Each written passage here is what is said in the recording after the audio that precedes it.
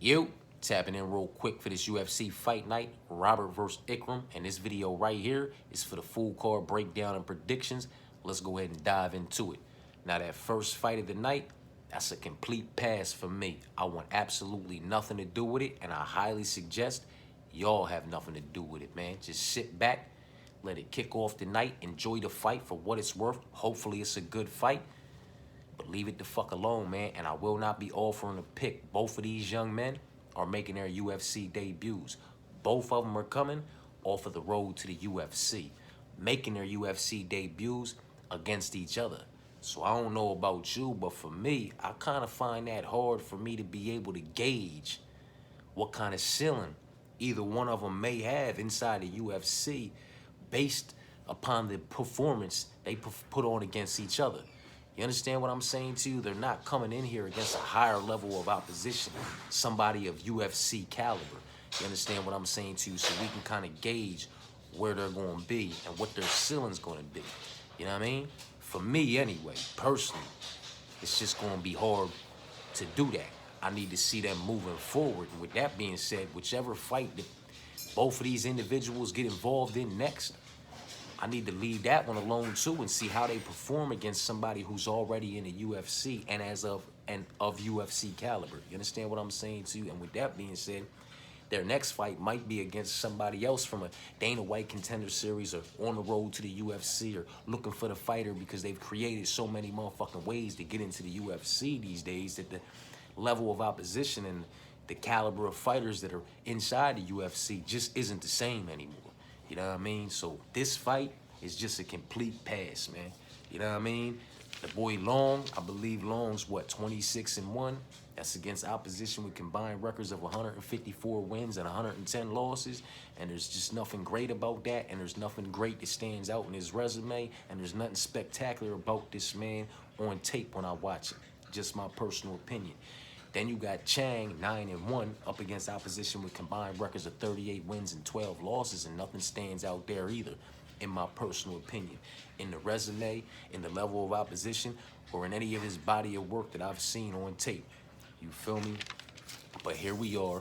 They're kicking off the card. They're making their UFC debuts against each other. And, you know, just enjoy the fight for what it's worth, because you can't gauge what their ceiling may or may not be inside the UFC based off of that fight and their performances against each other. You know what I mean? They need to move forward and face a higher level of opposition for us to be able to, you know, gauge what that may or may not be. Easy pass for me. Dumas versus Tallulah. I'm rocking with Dumas to get this one done. Most likely a unanimous decision, man. You know what I mean? Would I be surprised if he wrapped it up inside the distance because he was able to get Tallulah down and, you know, secure a submission? I wouldn't. You know what I mean? I'm not high on either one of these guys. I'm not a fan of either one of these guys, and I'm not excited about this fight. You feel what I'm saying to you? I just like more so what I've seen from Dumas, his body of work. You understand what I'm saying to you, and what he's been able to do in and outside of the UFC prior to his loss to Razibov. Just more so than anything on the Tallulah side. You understand what I'm saying to you? Like, I mean, it's just not going to be an exciting fight, man. It's not going to be a high volume. It's not going to be, you know, a lot of output going on. You know what I mean? Dumas is going to slow this fight down, you know, if that's even fucking possible, by mixing in takedowns and shit. Yeah, man. More times than not, it goes to the card and it's Dumas 2 rounds to 1. You feel me? Like I said, I wouldn't be surprised if he locked up a submission. Would I be surprised if he clipped Tallulah on the feet and knocked him out? Yeah, I don't really see that happening. Neither one of these individuals are really dangerous anywhere, in my personal opinion. You know what I'm saying? Yeah, man. Dumas is the pick. Just based simply off the fact that what I've seen from him in and out of the UFC prior to his loss to Razibov, I've liked that body of work more so than anything I've seen from Tallulah anywhere. You know what I mean? So for what it's worth, Dumas is the pick. And we got another one that I'm just going to skip. You feel me? Because it's another one where an individual who's making his UFC debut. He's undefeated. He's 8-0. But with that being said, his 8-0 is against opposition with combined records of 25 wins and 14 losses. Absolutely nothing great about that. Nothing stands out in his resume. You feel what I'm saying to you? That O is going to go. It's just about when. That's inevitable. This man is not going to be a contender. He's not going to retire undefeated. I don't see him making it to 10-0. You know what I mean? And that's if he makes it past Ribeiro. Riberio's, 15-6 up against opposition with combined records of 158 wins and 75 losses. It's undeniable that the experience is on Riberio's side. You feel what I'm saying to you? I'm not a Ribeiro guy, not high on him at all. You feel what I'm saying to you? So if old boy was able to come in here, Magomed, and stay undefeated and improve to 9-0, a victory over Ribeiro really doesn't allow me to gauge where your ceiling may or may not be in the UFC, because a victory over Ribeiro may very well be your ceiling inside the UFC, and that's not saying a whole lot about the young man in Magomed, you know what I mean? It's a complete pass for me. I want nothing to do with this fight, man. This is a fucking, it's a dog fight, man, you know what I mean? It's a dog or pass in my personal opinion if you was to fuck with this fight, you feel me? You know what I mean? You just... yeah, I don't get it, man. You know what I mean? I don't get it with some of these cats that are inside the UFC these days, man. But here we are, man. And I apologize. 3 fights in, you feel me? And we got 2 passes, but 2 individuals, both of them in the first fight are making their UFC debut. And one of them in this fight is making his UFC debut against an individual that I don't feel like belongs in the UFC in the first place, man. So I want nothing to do with this fight, man. Dumas on the second fight against Tululan. So for the first 3 fights, 1 pick, 2 skips. You know what I mean? Now, Munin versus Kung Ho Kang. And Kung Ho Kang is a slight underdog right now. And I like Kung Ho Kang in his fight, man. You feel me? Nothing spectacular about Kung Ho Kang other than the fact that Kung Ho Kang is consistent with his body of work, what he shows up to do. You understand what I'm saying to you? You can count on Kung Ho to show up and stick to the fucking game plan. And it's going to work or it's going to not. Or it's not going to work. And I feel like against Munin, it's going to work and he'll secure a motherfucking unanimous decision, 2 rounds to 1. There is a night where Kung Ho Kang gets it done inside the distance too. Don't sleep on him. You know what I mean? His resume is to be respected. He has been up against it a lot more than Munin as far as the level of opposition, you know what I mean? And his wins and losses, you feel me? So I like him, man. I like him to be what some motherfuckers might call like a journeyman or some shit like that, whatever. I like him. I just like him to be the consistent motherfucker that he is, you know what I mean? To show up and do what I know he's capable of doing and getting done. Sticking to the script and following the game plan, you know what I mean? And, you know, he's not a sucker. He's not soft anywhere, you feel me? He's solid everywhere. I like him, man. I like him for all the reasons I just said, and I like him, you know, his experience against a higher level of opposition, his experience inside that octagon, you know what I mean? I like Kung Ho Kang to get this one done, man. Renat Fakhretdinov versus Nicholas Darby. And this is with all due respect to Nicholas Darby, because I like Nicholas Darby, man. I like him. I can't really say a whole lot bad about him. He's a consistent motherfucker, too, and he is a dog, man. He's a dog that will fight for your motherfucking money. Unfortunately, in my personal opinion, Renat Fakhretdinov just has him covered everywhere. You know what I mean? He could win this one via unanimous decision. He could win this one via submission.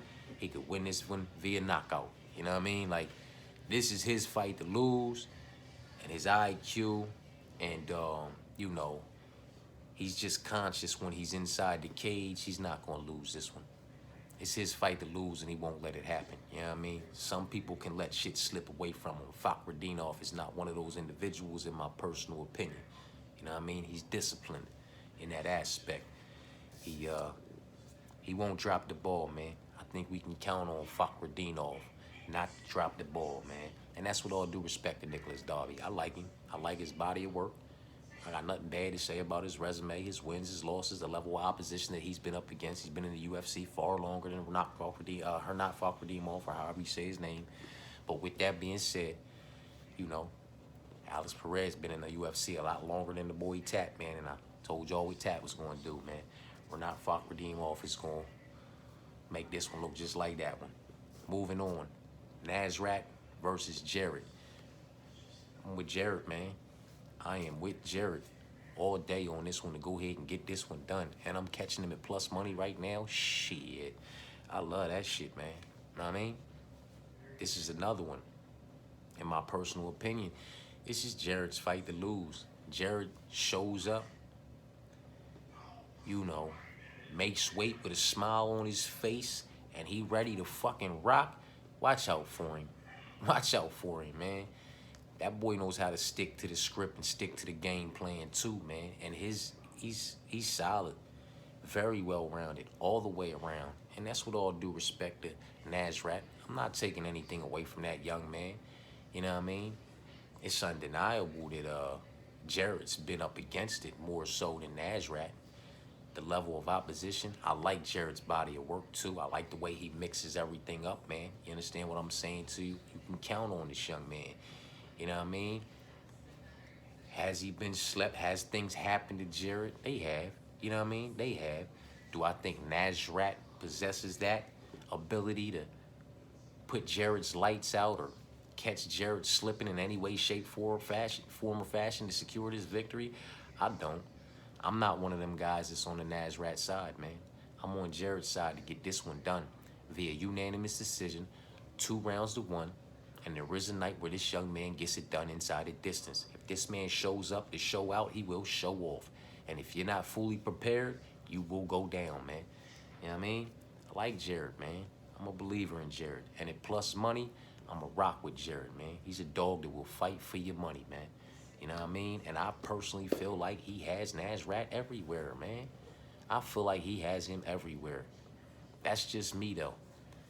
The wrestling, the grappling, you know what I mean? Nasrat we'll give Nasrat the speed. If we're going to give Nasrat anything, we're going to give him the speed. We're not going to give him the power. If I give the power to anybody, I give it to Jarrett. I'd say maybe they're neck and neck with the power, but really, honestly, everything inside me says Jarrett has the power. The speed might go to Nasrat, man, but the ability to just create situations and mix in everything together very fucking well, man, I get that to Jarrett, man. I think this is Jarrett's fight to lose, and I don't think Jarrett's going to lose it. I think he's going to show up, show out, show off, and get this one done via unanimous decision, 2 rounds to 1, or possibly inside the distance, man. You feel me? I like the kid, man. I like the kid. And he from the tri-state, you know. We tri-state in Delmarva over this way, you know what I'm saying? I fuck with him. I know his whole story. I know his whole gym. Everybody he trained with, you feel me? I know how he's preparing. I'm rocking with him in this one, man. You know what I mean? And like I said, it's with all due respect to Nasrat. You know what I mean? He ain't fought a dog like Jarrett. Jarrett a dog money. He ain't fought an underdog like Jarrett. Jarrett gonna take that dub. Magomedov versus Lutterbuck, if I'm saying that right. Lutterbuck. Magomedov versus Lutterbuck, man. You know, I gave my little 60-second video with my breakdown and prediction for every fight, offering my pick. Magomedov was my pick, you know, I guess to go ahead and get it done. Possibly unanimous decision. Maybe a night where he gets it done inside the distance. But upon further investigation, man, I also said that this was a fight I wanted nothing to do with. And this is still a fight that I want nothing to do with. Upon further investigation, man, I might want to just rescind my pick, though. You know what I mean? And just stick to the fact that I want nothing to do with this fight, and it's a complete pass. Just skip over this shit, man. I really don't think that the boy Lutterbuck is that much of a motherfucking chump, man. You know what I mean? Now, what's he like, 38 and 30? The boy got some experience. He definitely got this man beating experience inside the cage 3-1. This man's 12-0. This man's 38 and something in 10 or 30 something in 10. You feel me? Almost 50 fights to his not even 20 fights. You know what I mean? He got the man beat on experience and on experience against a higher level of opposition. And with that being said, the boy got a whole lot of karate and all types of other you know, combat, striking, you know, background. You feel me? So he's not necessarily a chump stop on his feet. There are, out of his 10 losses, there's probably 3 or 4 of them I feel like he could do without. And I'm not happy about. I don't like them joints, but the other 5 or 6, you feel me? I can't really harp on him about that. You know what I mean? So the level of opposition that this man, young man, has been up against, Lutterbuck, that is, you feel me, has definitely been up against it way more than Magomedov has, man. And with that being said, these are big boys, man. You know what I mean? Lutterbuck ain't no little motherfucker, man. And he got all that karate and, you know, whatever other motherfucking combat sport background he got other than the MMA combat sport, where he got a lot of motherfucking experience in that already. You feel what I'm saying to you? I don't know that, you know, he should be overlooked in this matchup, man. You know what I mean? It's just kind of one of those motherfucking fights that if I add this fight to my parlay, I'm probably going to go the Lutterbuck way and take the dog money, man. Because, in my personal opinion, Magomedov is another one of those motherfuckers where it's just inevitable that O is going to go. It's just about who's going to take it from him and when's it going to happen. Is Lutterbuck that guy? On Saturday, we will find out, man. I'm leaving this one the fuck alone. Unless, you know, I'm adding a Lutterbuck leg. You know what I mean? Johnny versus Volkan. This is another one that me personally, I want absolutely nothing to do with, man. You know what I mean? Sit back and watch this one for as long as it lasts and enjoy it. You know what I mean? It's going to be a good fucking fight. It's going to be fireworks. Johnny might make his walkout longer than he actually lasts in the cage, to be honest with you, man. I'm not high on either one of these guys, you feel me? But I will side with Volkan to be more composed, to be the more technical practitioner, keep himself composed, find his way inside Johnny Walker's reach, just crash through that distance, touch his body, touch his head, and possibly put him to sleep. And if not, after he touches that body and touches that head and he gets in close, engage in a grappling sequence, trip him, you know, get that wrestling going, get that top pressure going, and possibly pound Johnny Walker out from top mount, if not finding his own fucking submission, man. You know what I mean? Volkan's body of work is to be respected a hell of a lot more than Johnny Walker's body of work. I've said it plenty of times before. Just because you're involved in great fights or you put on great fights, that does not make you great fighters. You understand what I'm saying to you? It's just how the ball bounces and the cookie crumbles, man. You know what I mean? That's just how, that's facts. That's how it is. Just because you put on great fights does not make you a great fighter. Derek Lewis, Tai Tuivasa, Mark Hunt, you know what I mean? The Filipino Wrecking Machine, Mark Mew. Like, these motherfuckers put on great fights, but they weren't necessarily great fighters, you know what I mean? He just went out on their shields, man. Die, you know, kill or be fucking killed. Let's get this motherfucker going until one of us ain't in here throwing no more, you know what I mean? So that's how I feel about Johnny Walker. He's been involved in some great fights. He can be involved in some great fights moving forward, but it doesn't make him a great fighter, man. You know what I mean? It's unfortunate for his frame and the length and the reach and the range that he possesses that he does not know how to utilize these tools, you know, to you know, fit his game and move forward. He's another motherfucker, the way he's built, like Kevin Holland, man. Like, a lot of these losses you shouldn't have if you could just use your frame and manage your distance and use that range and control your emotions. And you understand what? You could be a great fucking fighter putting on, you know, these great fights. But instead, you just put on great fights and, you know what I mean, you're lacking a lot of areas, man, and in certain areas a lot more than others because of whatever, man. I don't know what the fuck it is, you know what I mean, with certain cats. But with all of that being said, I like the composure, man. You know what I mean? I like the patience that you couldn't always say about Volkan back in the day. And that's where he has matured and improved and evolved, and Johnny Walker hasn't, man. You know what I mean? With all due respect to Johnny Walker, he just hasn't, man.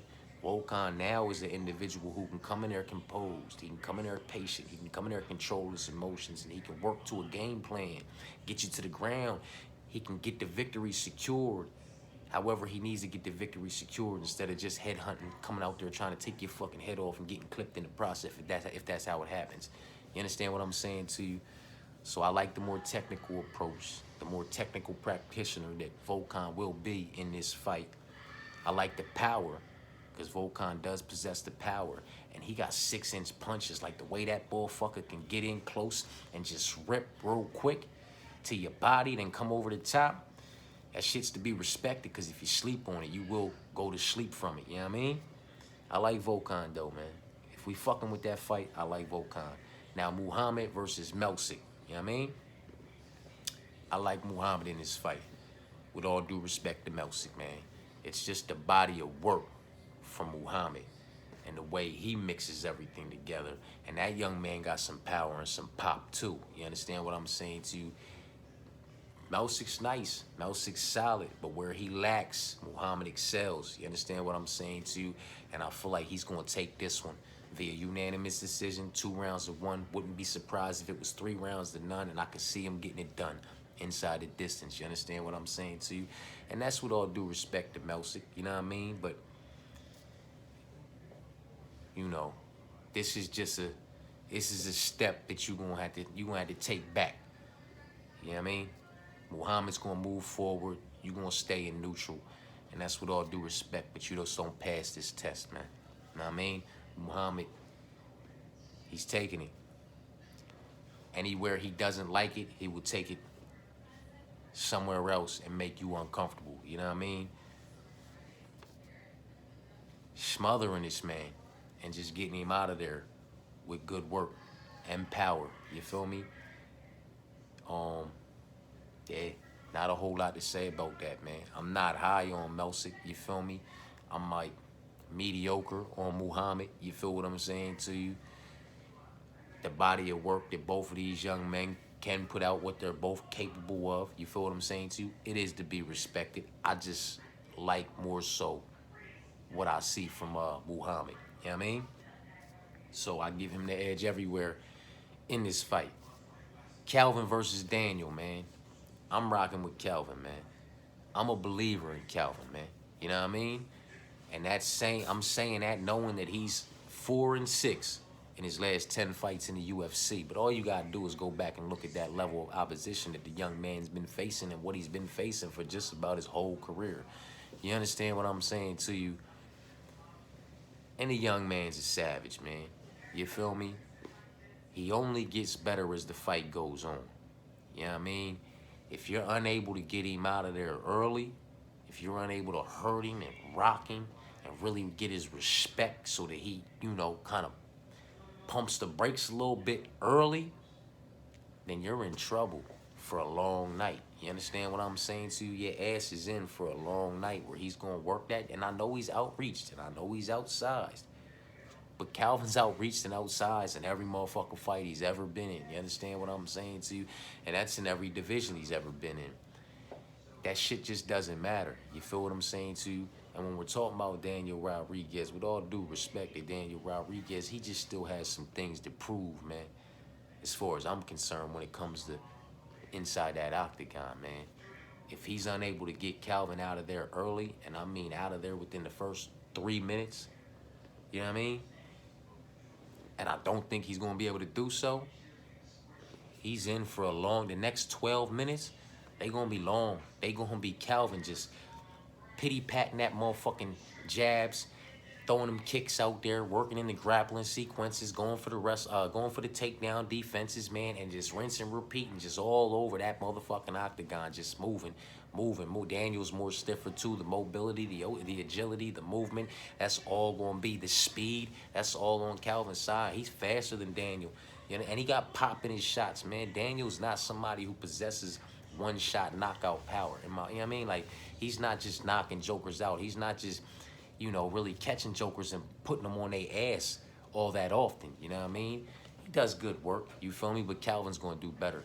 absolutely everywhere. He's gonna mix it all together. He's gonna mix in the wrestling, he's gonna mix in the grappling to get him over there up against that motherfucking cage. Then he's gonna go for the motherfucking right. He gonna be throwing the motherfucking punches, he's gonna be throwing the motherfucking kicks, man. He's gonna be all over the motherfucking place, man. You know what I mean? And it's just gonna be hard for Daniel to get a read on him. You know what I'm saying? To get a find on him, to really catch up to him.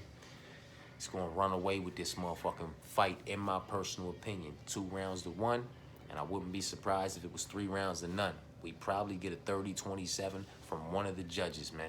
You know what I mean? I'm not saying he's going to finish Daniel. You feel what I'm saying to you? But he's going to get this job done. Calvin's not a big finisher himself. But I do give the speed and power both to Calvin in this matchup, man. Calvin can fucking crack. You know what I mean? And that little motherfucker can move, man. That little motherfucker move. This fight, this Calvin versus D-Rod fight might look a lot like Miles Johns versus DeAndrade fight, man. Where, you know, he's just going to do a little bit more work, man, and be a little bit better over the course of 15 minutes to go ahead and get that decision. I'm rocking with Calvin, man. Sergey versus Alexander. I'm rocking with Sergey, man. And it's with all due respect to Alexander, his body of work, his level of resume, and the level of his resume and the level of opposition that he's been up against. Been in the UFC far longer than Sergey. You understand what I'm saying to you? But with that being said, man, I do not believe that Alexander will be able to get any grappling or wrestling going prior to getting knocked out by Sergey, man. You know what I'm saying? Sergey's not going to be a title. You know, he's not going to hold the title in this division. He may contend for it again. He's not going to hold the title. You know what I mean? He won't get past the Tom Aspinalls. He couldn't get past the John Jones. You understand what I'm saying to you? Like,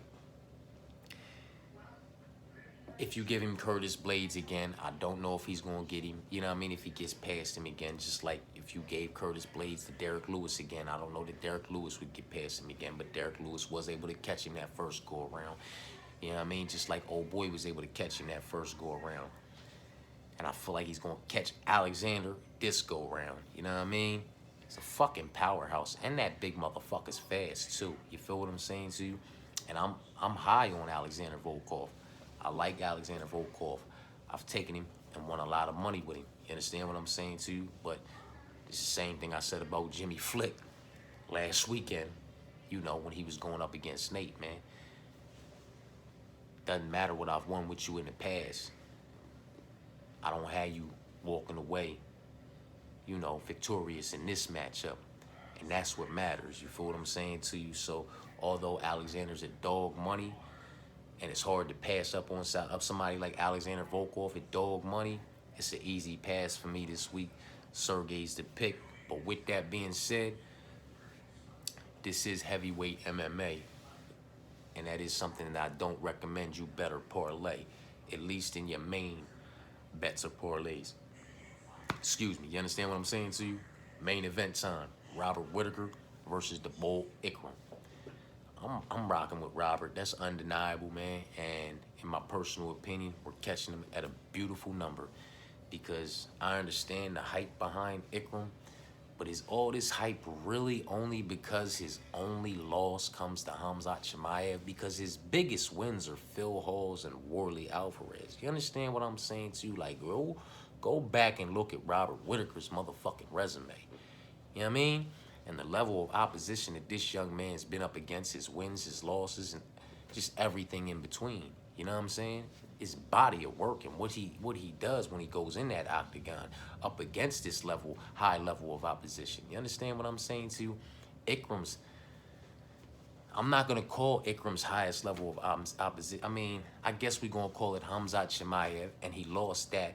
But his biggest wins are Phil Halls and motherfucking Warley Alvarez. Like, to me, in my personal opinion, for me, you still got a hell of a lot to prove, man, in this division. In my personal opinion. You know what I mean? Like a Phil Halls and a Warley Alvarez, and now you're fighting fucking Robert Whittaker in a main event? That's like... Come on, man. That's like Conor McGregor fighting fucking, you know, Dennis Seaver, and then fighting Chad Mendez on short notice and getting his shot against Jose Aldo type shit. Like, that's It's a crazy push that this young man has gotten. And I, for one, I don't think he's ready for it. Maybe he'll prove me wrong, and that's why the last fight of the night, main events, first fight and last fight, women's MMA, anybody that's minus 500 or above, making UFC debuts, or anybody that got too many question marks, are all things that I don't recommend being in your main, parlays and bets. When you trim all that bullshit out of there, those are the ones that tend to smack. You know what I mean? Take the first fight out to play. Take the last fight out to play. Take the ladies out to play.